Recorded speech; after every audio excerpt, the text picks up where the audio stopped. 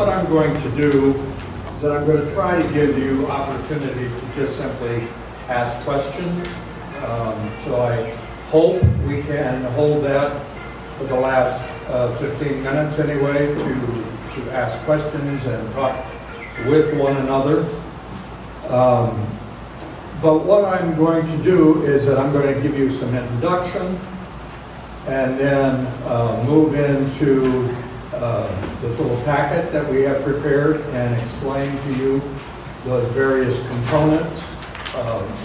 Spend a little time on the three plans that are being debated and will be before the General Conference come February. And then what I have also done is that I have asked Joan to share a bit of her story and her journey in the United Methodist Church. And then we will talk, okay?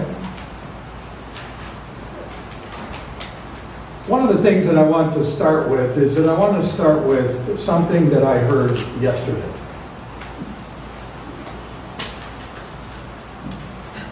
I was visiting a 93-year-old member of our church in the hospital. And she was reflecting on her journey in the church and her faith journey.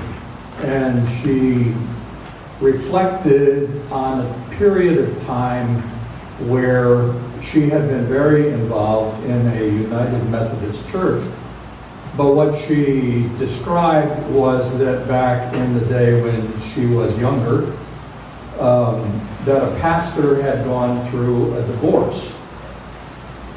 And that pastor needed to leave the United Methodist Church and became a congregational church minister over a divorce. That has changed dramatically in the evolution of our church.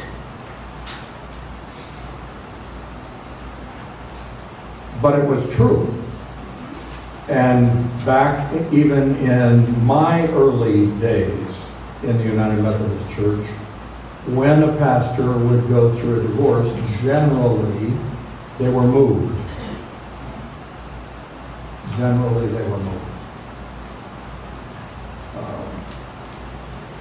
Now it is more common. How shall I say that? I don't know how quite to say that. But it is not abnormal, let's say that, for a pastor to have family issues, go through a divorce, and their ministry and their status in the church doesn't change.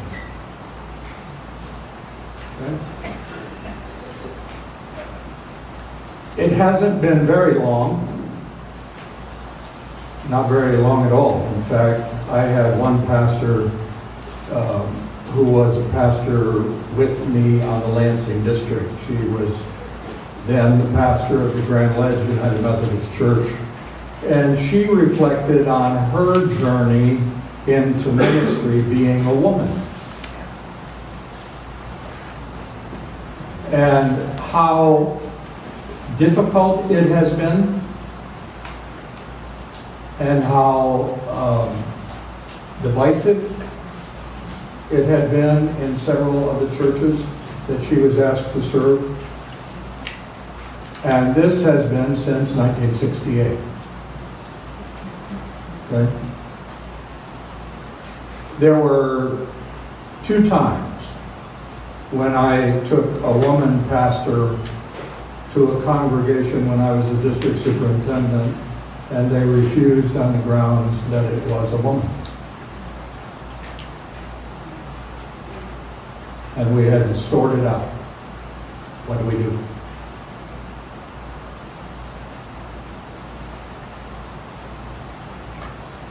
So what I tell you those stories for, is that it takes a very long time for the church to change. That's my point. And while we have been, as a denomination, we have been fighting sort of the sexuality war for nearly 30 years. It now, by the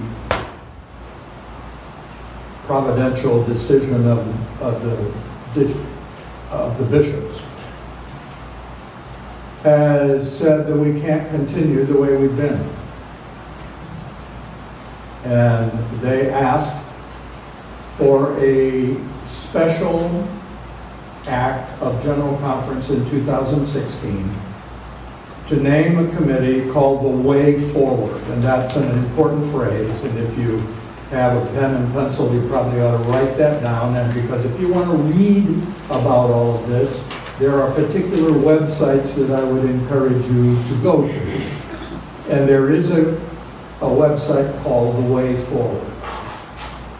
And you can read about what folks are saying on both sides of the issue. Probably one of the best editions of what's called the Circuit Rider. It's a magazine for clergy. I found it odd, maybe even a little disturbing, to discover that they only make enough copies of this particular magazine for all the clergy to have.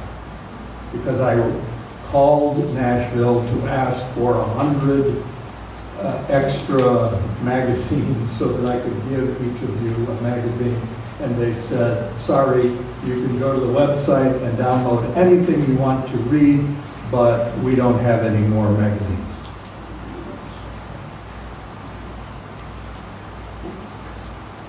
I thought it was one of the best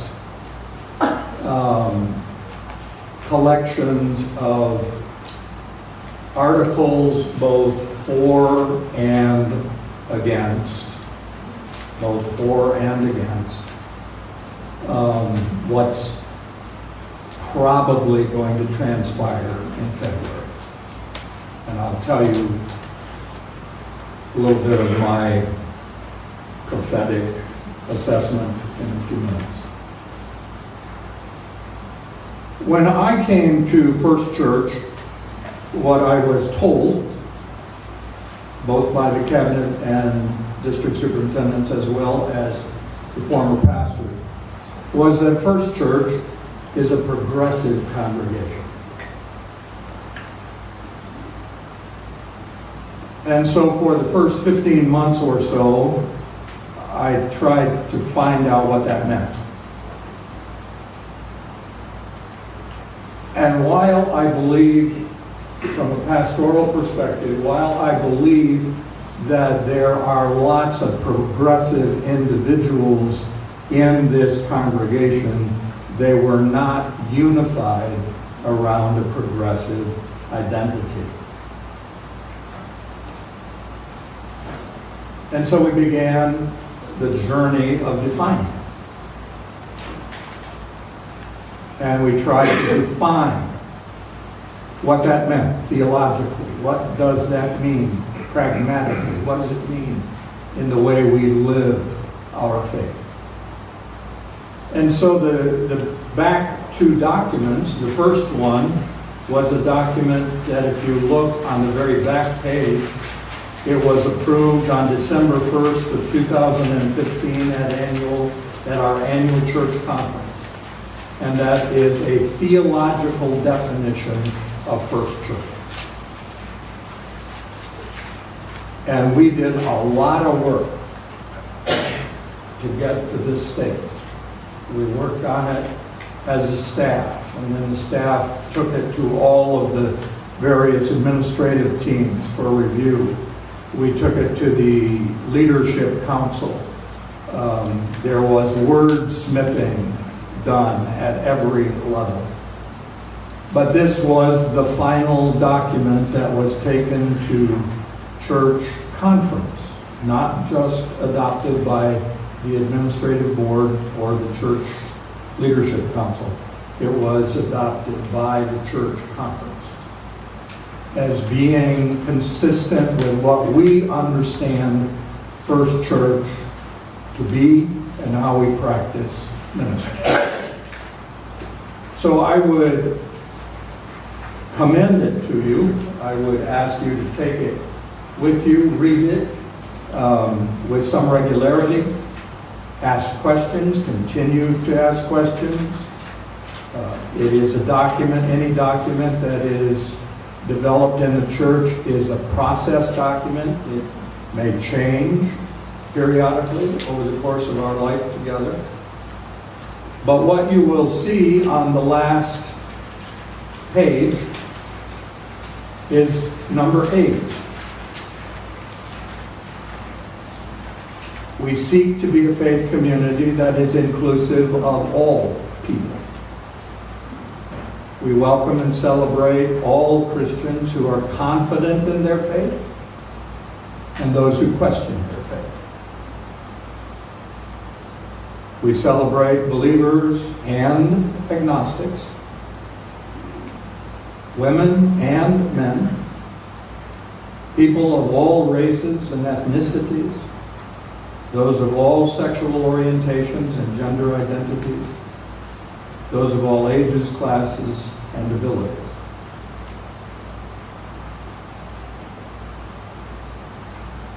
So that's important. That's a theological statement that we believe to be true.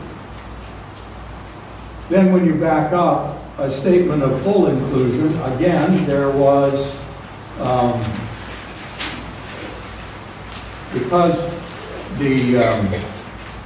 we have had so many conversations about inclusivity that I named a team, and it was a rather large team. David, how many are on your team? 15? David Bloss is the chair. They continue to meet because they are monitoring the developments in our United Methodist Church. But this particular document was affirmed by the Leadership Council unanimously on March 27 of 2017. And what this document does is not only tell you what we are as First United Methodist Church, but it gives you some points of reference as to where we disagree with the current language in the Book of Discipline. Now, for those of you who perhaps are unaware, and I hope this is going to be a redundant thing, I hope. The United Methodist Church is what we call a connectional church. We believe that all United Methodists are coming together under one umbrella called the United Methodist Church. Now what that means is that we sort of live together without necessarily believing everything alike. We have what's called a Book of Discipline.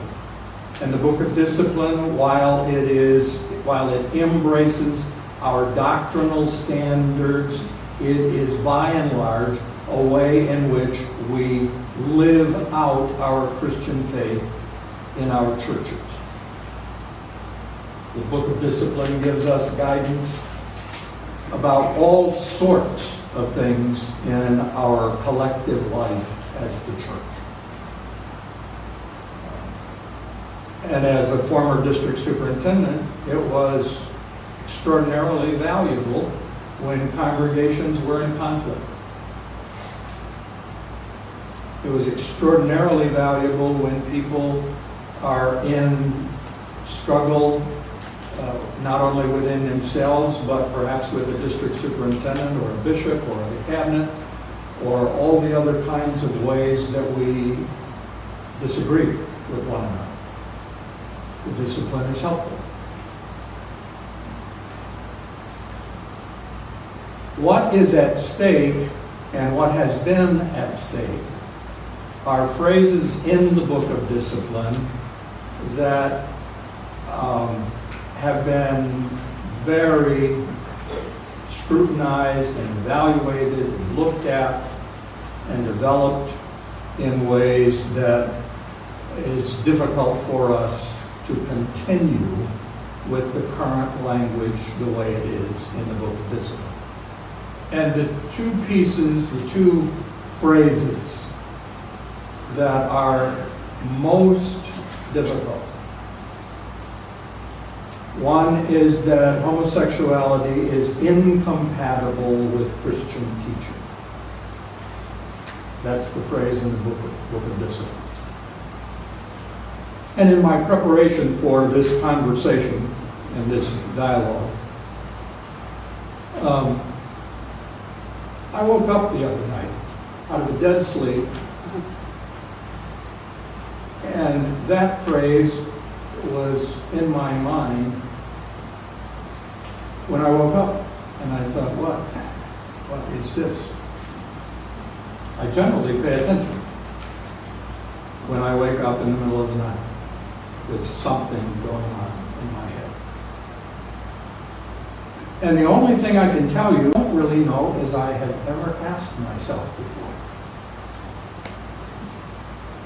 And that is, who decides what Christian teaching really is?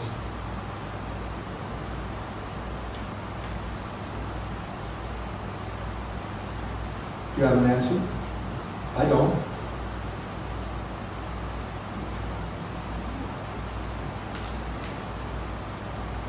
It is incompatible with Christian teaching. Well, we can shoot holes in just that phrase. Because you see, what in our day and age, what we are debating, what we are going to decide in February, has already been settled in the Episcopal Church, in the Presbyterian Church, in the United Church of Christ, in the ELCA, the Evangelical Lutheran Church, probably others that you're aware of. Disciples of Christ. Disciples of Christ. Baptist. But, pardon? Baptist. The American Baptist, not the Southern Baptist. No. Someone's got to be last. So do you see the tension? Just naming our sisters and brothers in that great community that we call Christians, and that great tradition we call Christian, where we believe somehow that ours needs to be set aside as different. So let me give you the way in which this document is commissioned on the way forward, the first page. And I meant to bring the stack of documentation that delegates to the General Conference in February will have to deal with. Because while this is a summation, we're talking about 1,000 pages? Their report is 93, but the delegates have to read a lot more than that. Yes. Okay. So the delegates have to, the stack of paper that I have is about like this. And so this is a summation, and I'll own that. It's a summation. But what happened is that the bishops were given authority by the General Conference to name a special commission called the Way Forward. And what their hope was that the Way Forward would be able to submit a proposal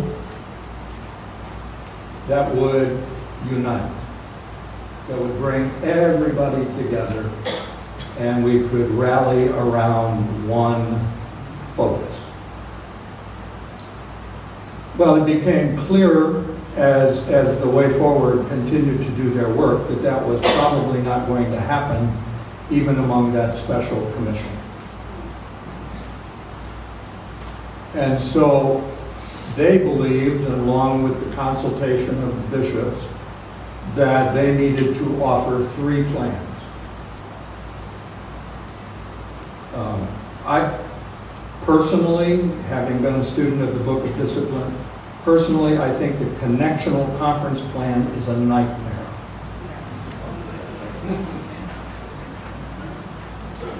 I just don't see that working, is my opinion.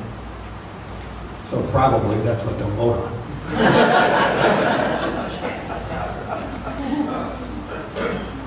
The traditionalist plan, when they decided that they were going to put forward 3 plans and the traditionalist plan, they consulted with folks who were of the traditionalist ideology, and they continued with the language as the current discipline is, only with more teeth for discipline and control. So, for example, and I'll give you the for example. For example, in 2016, I believe, what the Western jurisdiction voted in as a bishop a self-avowed practicing homosexual person to be assigned as a bishop of the church. Even though they questioned that action, the general or people in the church, and they took that question of legal standing of that bishop and the right of that Western Jurisdictional Conference to vote her in. They took it to Judicial Council. The Judicial Council upheld the Book of Discipline, but sent it back to the Western Jurisdiction, who elected her, that did nothing to either remove her or discipline her or do anything to her. So you can see the tension. You can feel the tension.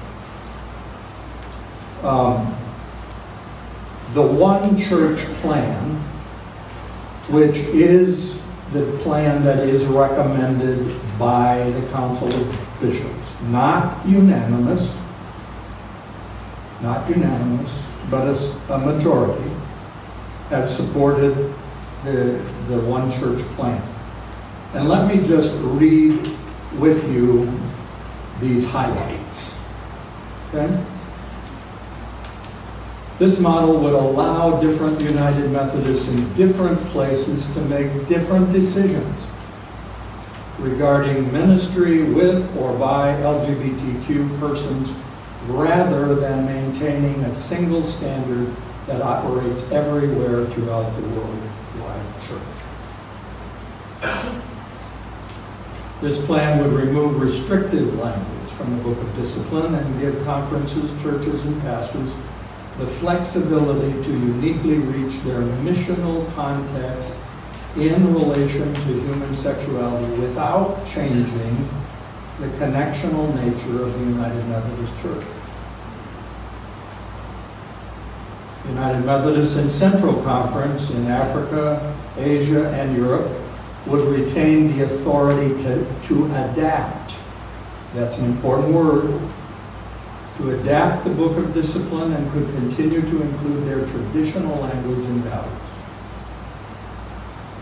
And let me say parenthetically, that's one of our greatest difficulties, is that while we are we celebrate, and we do celebrate, and we ought to celebrate the global nature of the United Methodist Church. The global nature of the United Methodist Church in this particular issue is very difficult to come to consensus. So what this plan does is that it gives that context. So the conferences in Africa can make their statement based on their cultural realities without it fracturing the connection.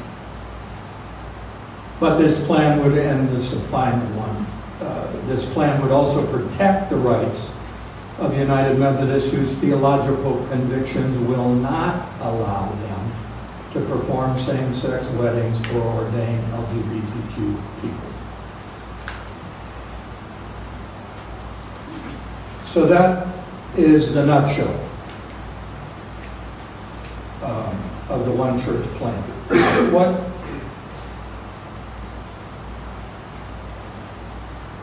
What the bishops did was that they asked for a declaratory decision of the Judicial Council on whether or not they could take one plan to General Conference and have it be the only plan they deal with and vote it up or vote it down. And the Judicial Council said after their evaluation they believed that that was not in accord with our Constitution and they would not allow it. So what that means is that while these may be the talking points going into February, these may not be what ends up at all. It could be an amalgamation of all three. It could be anything. Or nothing. On Friday, one of the leaders, and I genuinely mean that, one of the leaders of the conservative voices in the United Methodist Church, his name is Maxie Dunham. He was for many years the president of Asbury Theological Seminary. Maxie and his colleagues are now calling for the dissolvement of the United Methodist Church and want to bring that as an alternative to General Conference in February to simply dissolve it and to start over.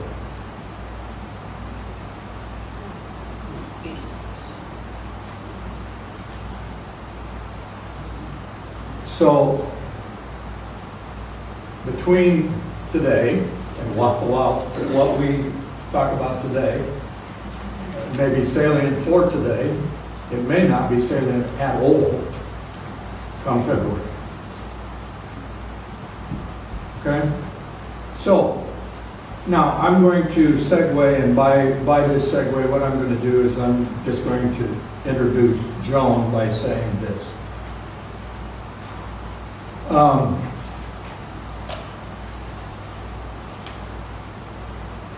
I am not the same person I was when I came into ministry. I'm just not.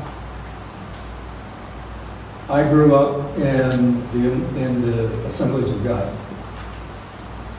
which is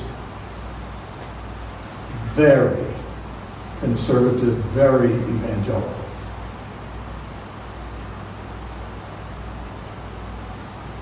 One of the things that I could never understand, and largely because it touched my family. My grandmother and grandfather had 7 children. 3, well, actually more than that. All 7 of them have been involved in ministry. not as pastors, but as musicians, as Sunday school leaders in their local churches. But I have 3 uncles who were pastors in that tradition. 2 of the 3 of them went through divorce.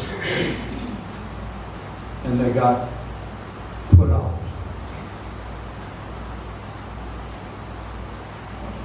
Of the 7 children, 4 of the 7 went through divorce. And they were put out of their church and unable to lead. Then it happened to me.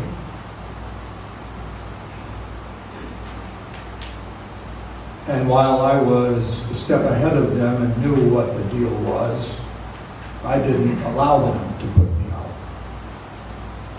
I took effective steps, and I had the education, ability, and background that I united with the United Methodist Church. And now I have been under Episcopal appointment for 38 years. I love this church more than I did the church of my childhood. So while I am desperately grieving, and you'll understand that phrase after you hear my sermon today, while I am desperately grieving where we are in the United Methodist Church, I believe that God is not finished with us. And whatever the future may hold, God's church will survive. The question is, how? And what will our role be in it? When I was at University Church was when I first came to terms, started coming to terms with the issue of sexuality, human sexuality. And fortunately for me, and I genuinely mean that, I worked with a senior pastor. I was the associate pastor and minister of music. I worked with a senior pastor who was one of the most gifted and intellectual pastors I have ever known. And so Keith and I spent long hours, just he and I, talking about what was happening, about why, and about his perspective. I also worked with a man on staff named John Lacey. John Lacey was an ecumenism specialist. He did what we had in our location. He did work with an interdenominational coalition of student ministry, of which the United Methodist Church was a part. But John became the founding pastor of an LGBTQ, that's what we call it today, an LGBTQ congregation. And it was under our umbrella.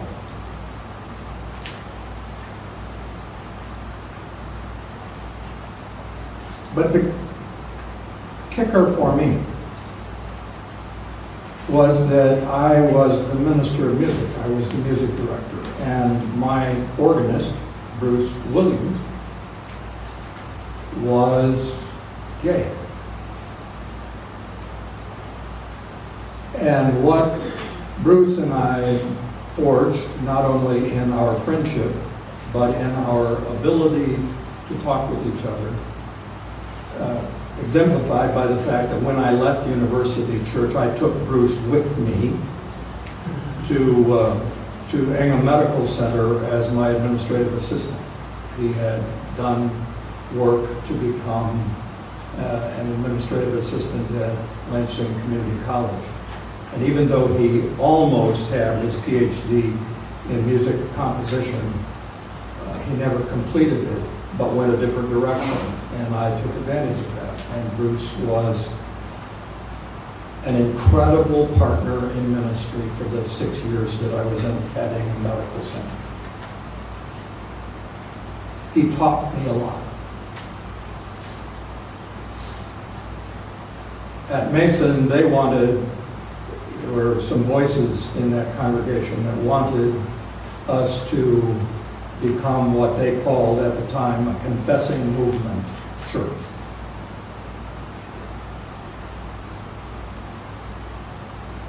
At the same time, there were these voices who were saying this. I knew that there were 10 families in our church whose sons or daughters or sisters or brothers, sometimes, in one case it was even a parent, were gay. And I told the administrative board that I could not even allow this conversation to happen, because I believe that we cannot, we dare not, we must not alienate the 10 families that are in our church, completely dedicated to our church. We cannot alienate them over this issue. So all of that to say that relationship sometimes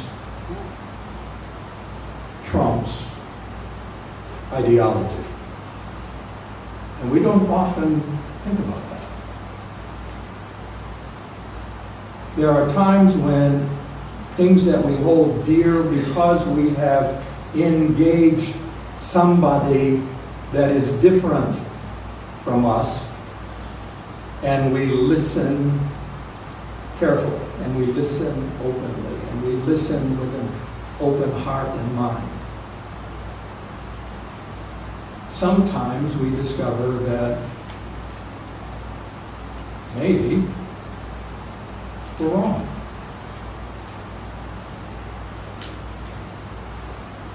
So, Joan's story is not my story. Joan's story is Joan's story. And so I asked Joan to come and share with you 10 minutes, and you...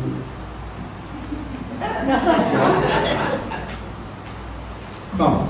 Joan is an addition to our staff. She is the Director of Outreach and Mission. And I have appreciated not only her presence, but her skill, her style. She's been a great blessing to our staff, and I want you to get acquainted with her and listen to her directly.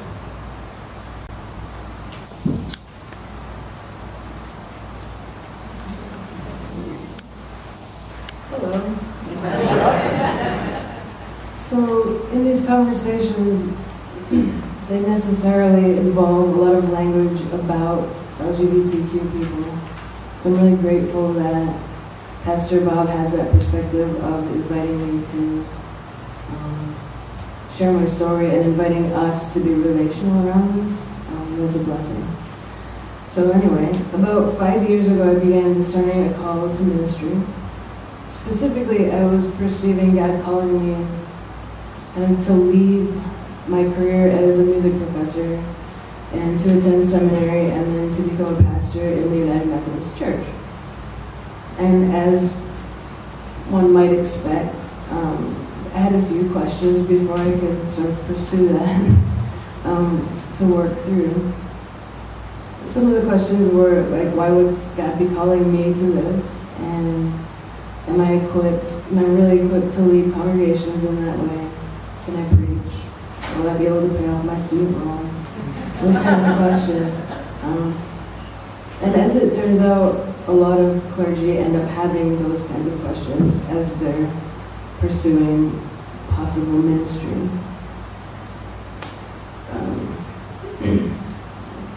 But for me, there was another set of questions that, from my understanding, a majority of prospective clergy don't have to ask.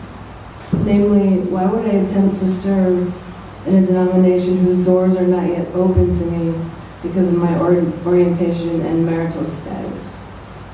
As a person married to a partner of the same sex, it would have made a lot more sense to become a pastor in a denomination that was open, one of those denominations that Pastor Bob named earlier. So I really prayed a lot about that and wrestled with God and wondered. And each time that I kind of felt God leading me around that, it was always,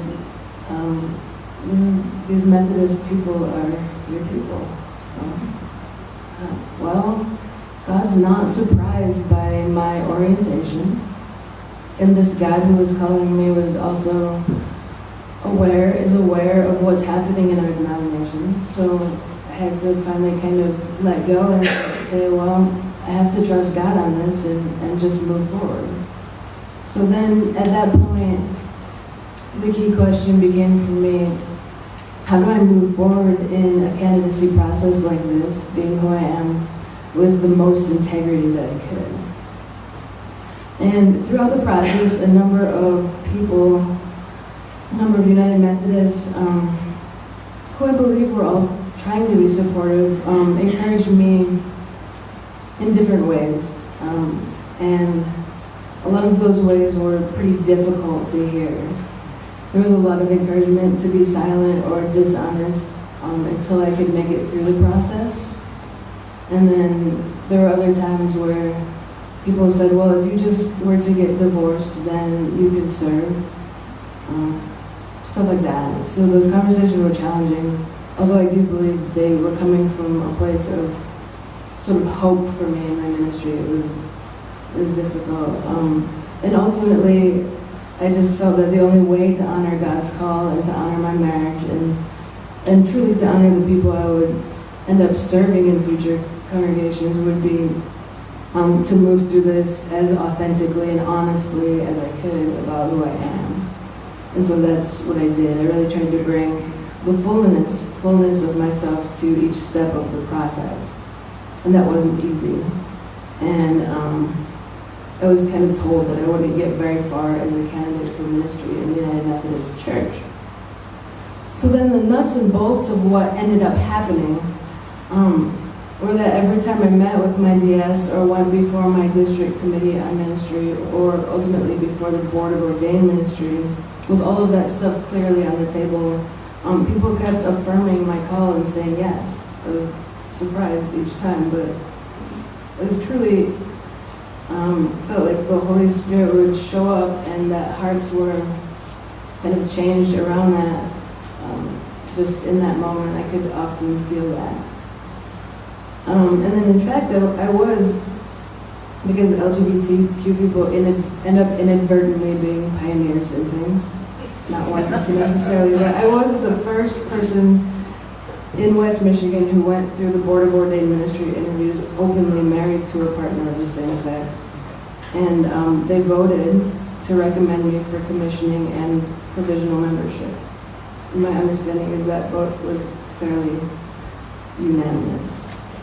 So once that happened, that was really beautiful, and that's to be celebrated. It's a sign of hope, from my perspective.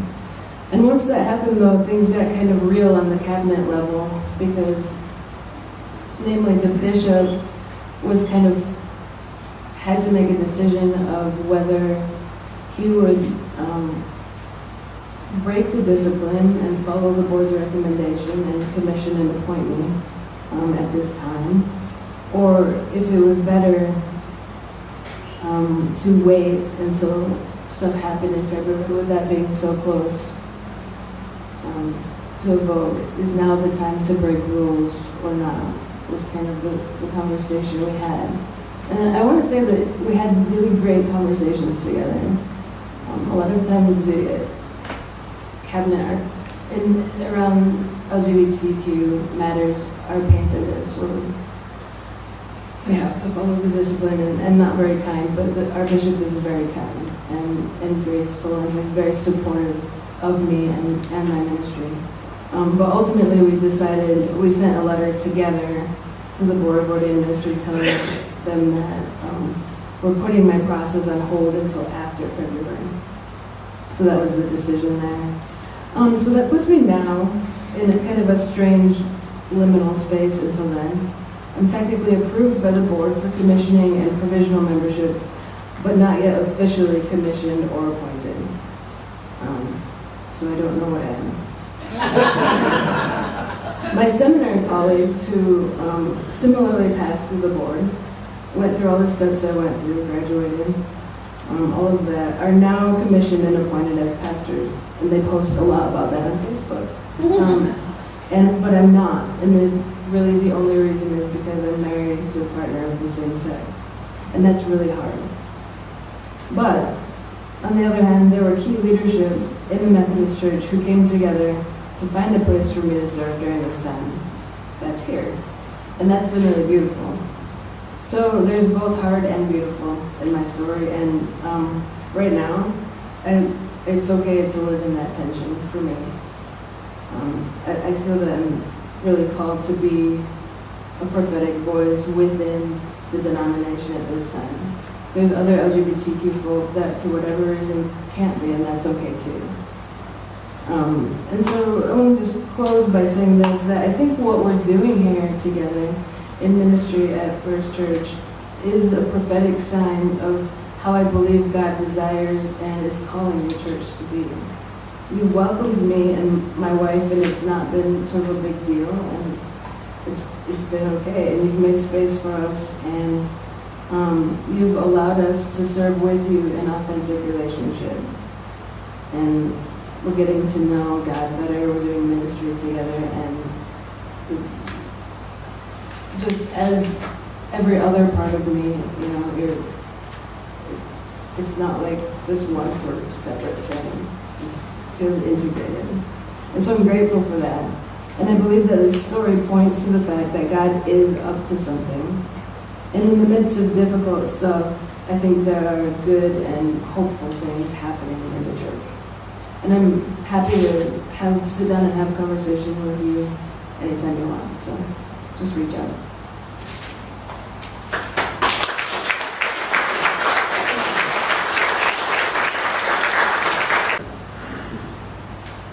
A few moments ago, I said that I would give you a little prophetic statement. I really don't believe. I mean, it's sort of. The other day, I had this image of trying to allow Bernie Sanders and Donald Trump to co-lead the country.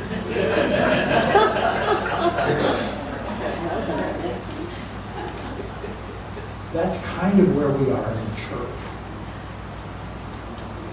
And I don't know, I really don't know how we will avoid schism. It's God's doing, and it's God's church. But that's the reason why I have tried to be as transparent with you and to engage you in conversation, constant. Engage in conversation. Because if there is a decision to be made after February by this congregation about which identity you will follow, I do not want it to be reactive. I want it to be informed and a decision that you make because it's who you are. Not what you react to. Just be authentic about who you are. So we'll see, and we'll keep talking. Questions? Yes, Betsy? Not really a question, it's a statement.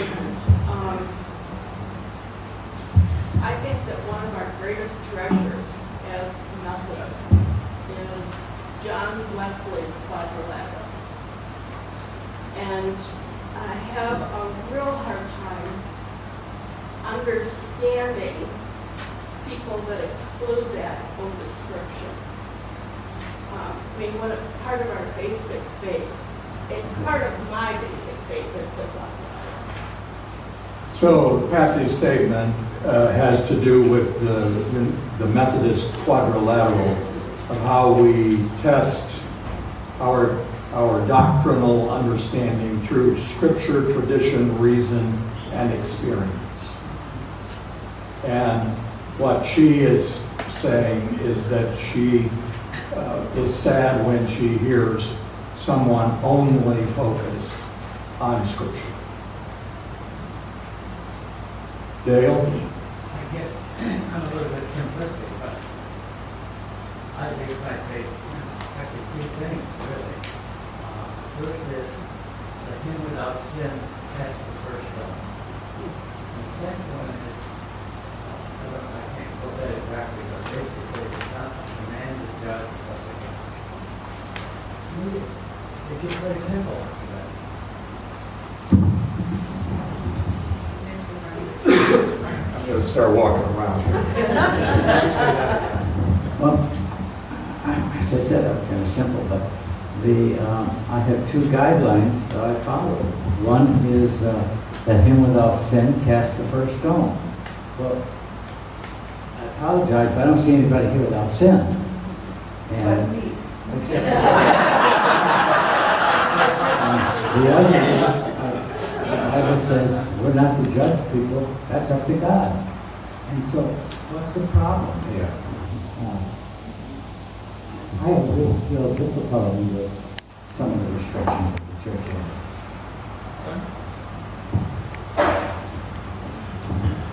You know that old saw, what would Jesus say? I really do interpret all of Scripture through what I understand to be the mind and heart of Jesus. And there's Leviticus and then there's Paul. And then there's Jesus in between on the Bible. But Jesus said,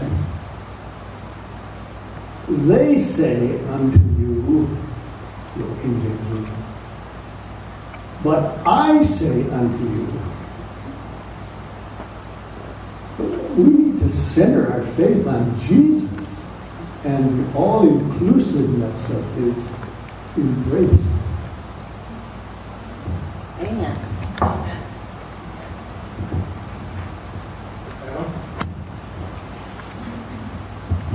Thanks, Bob. I have just a couple of questions.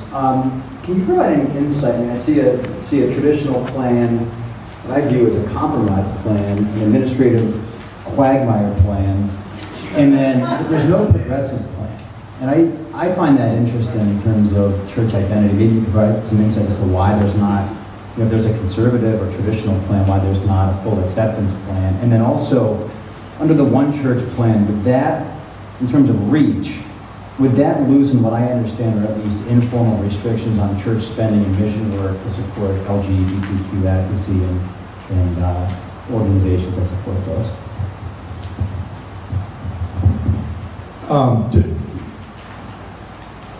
You're an attorney, right?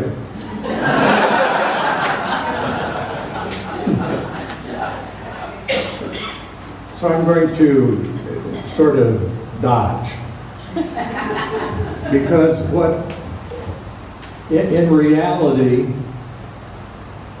the one church plan probably is the progressive plan, but what they chose to do was take an incremental step in the positive direction, knowing that it will ultimately, 10, 15 years from now, be different than today.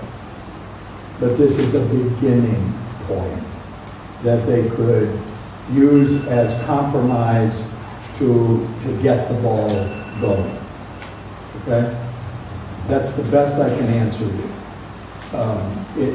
Is it a unified plan by the progressive voice in the United Methodist Church? Probably not. But it feels enough like a decided move that they can support it. Fair enough? My question is just practically how it works. So within the one church plan, or the compromise progressive plan, does each congregation decide individually? Is there a conference decision? Is there a district decision? Because within the conference and district, I would assume it's not unanimous. I believe that it is all of the above, of what you just said. I think that a church can determine their sphere of ministry, but an annual conference can also determine their sphere of ministry. So, I mean, let's take Joan's example. Joan's example would be that if the Michigan area of the United Methodist Church were to decide on more traditional language, then it's possible that Joan's ordination could be held up. I don't believe that will happen, at least in Michigan, but you never know. But yes, to your question, that there are layers of decision, and that was the design, is to give flexibility and the ability for churches and pastors to make decisions that they need to make. David? Yeah. Joan indicated that the bishop has been supportive of her situation.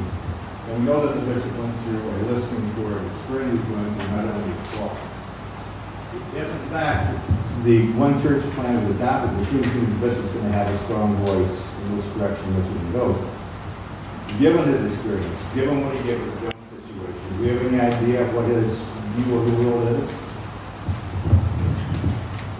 His view of the world, as best as I can determine from my conversations with him, and the fact that he was the one who initiated conversation with me about Joan, and I think you need to hear that. I would say that he is very much in the lineage of the progressive side of the United Methodist Church. He's public about that. And he's public about Yeah. that.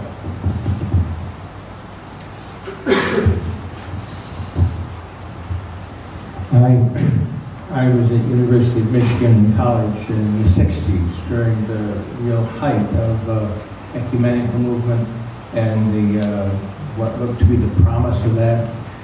And one time we had a theologian visiting the school and met with a number of students who was very important in the ecumenical movement. And someone asked him, do you see a time when all Christians will become unified under one banner, one church, one body? And he said, if that ever happens, I hope to God he would send someone to break it apart. And I think I'm beginning to understand what he meant, especially as I look at what's happening here, because in our human churches, when there's conflict, the majority tends to sway the boat, and there's no real dialogue. Or you get into such wishy-washy kinds of compromises sometimes that nobody's really satisfied about anything, and the whole message of Christ gets lost.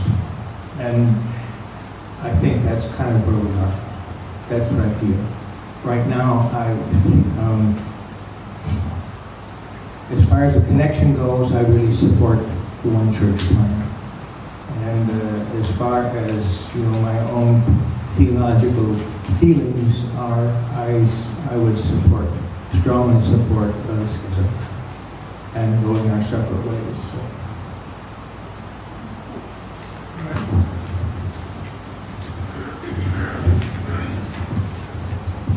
I guess that kind of leads into my question. I'm definitely not a student of this subject. There? Oh, sure I can. I will, yes, I will all stand up. I'm not a student of the subject. I've learned from these forums with Pastor Bob about this. But to some degree, my question is a divorce a bad thing between the two groups?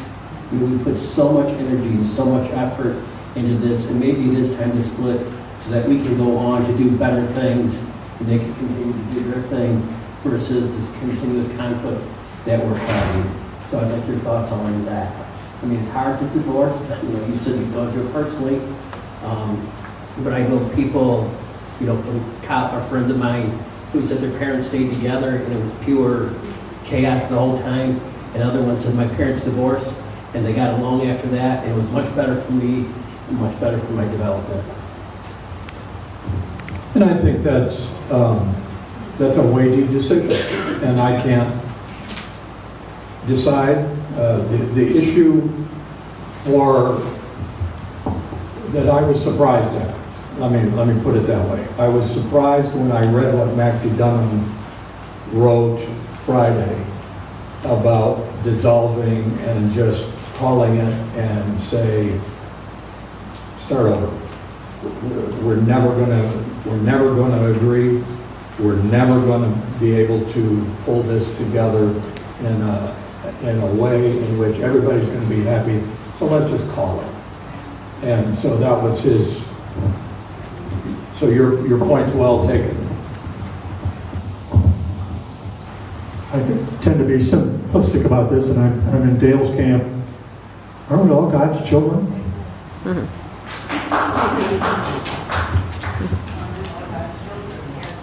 One more and then Tim. I just want to offer a response to Randy's. UMCOR is one of the world's most effective emergency relief agencies. What happens to UMCOR if we split? It doesn't have the funding or the personnel that it needs to continue at the level that it currently exists at.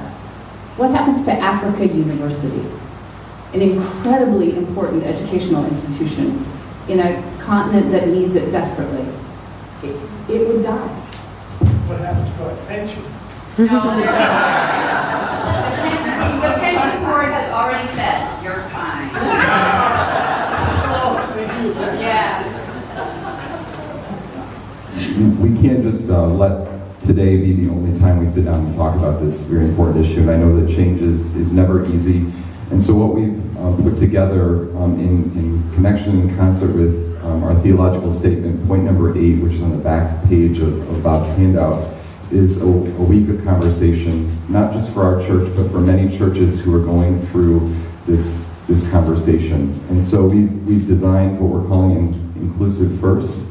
Engage, equip, educate, a week-long conversation dedicated to this topic for congregations, for clergy, and for us to be a leader in our community, a religious leader in our community, to be pioneering a way forward. And I know that that's kind of a nice colloquialism, kind of partnering off of what the Methodist Church is using, but we have to begin a conversation, and it starts right here. And so November 4th, we will kick it off, and we will end on November the 11th. And I hope that you will find ways to become active and involved in the conversation with us.